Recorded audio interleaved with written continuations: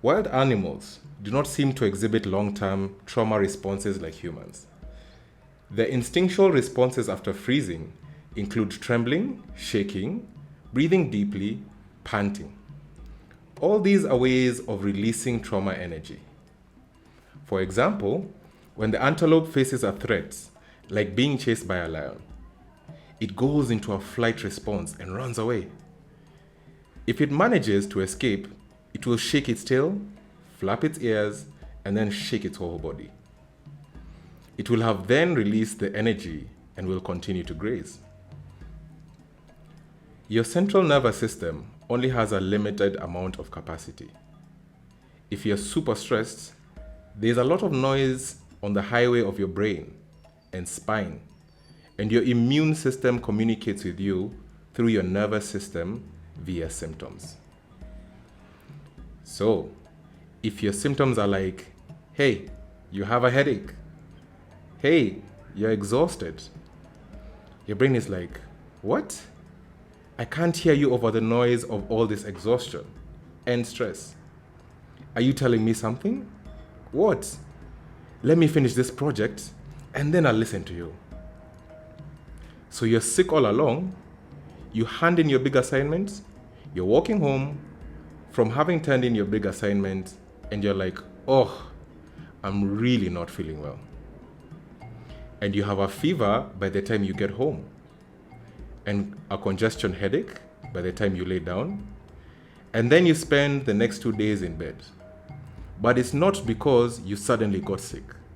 You were sick all along, but now your immune system can finally get its voice heard over the noise of all the stress. Supporting the stress cycle. Stressors, such as eustress, can help motivate us, and others can help us recognize and react to incoming or ongoing danger. However, when we experience high levels of stress on a regular basis, it can become toxic to our bodies. In some cases, when left unaddressed, stress can develop into trauma. Being in this high level of stress can make us live in a high sense of alertness, and we can sometimes feel like there is danger where there is none. Luckily, there is a way of letting our body know we are no longer in this state of danger or alertness, and we can stop being stressed. We can do this by completing the stress cycle. Academics and authors Emily and Amelia Nagoski describe the stress cycle as a biological process that has a beginning, a middle, and an end. Therefore, there are things we can do to help us complete the stress response and find our way back to a relaxed state. Some of the things we can do may include physical activity. Stress can be a physical experience. So doing physical activity such as taking a walk, running, jumping up and down, stomping around, and even dancing to a beat can help complete the stress response. Breathing. Slow, deep breathing can help calm down the vagus nerve that responds to danger with a fight, flight, or faint response. By gently breathing in and out deeply, you can slowly begin to calm yourself down and help the body start to feel relaxed and no longer under stress. Prayer and social interaction.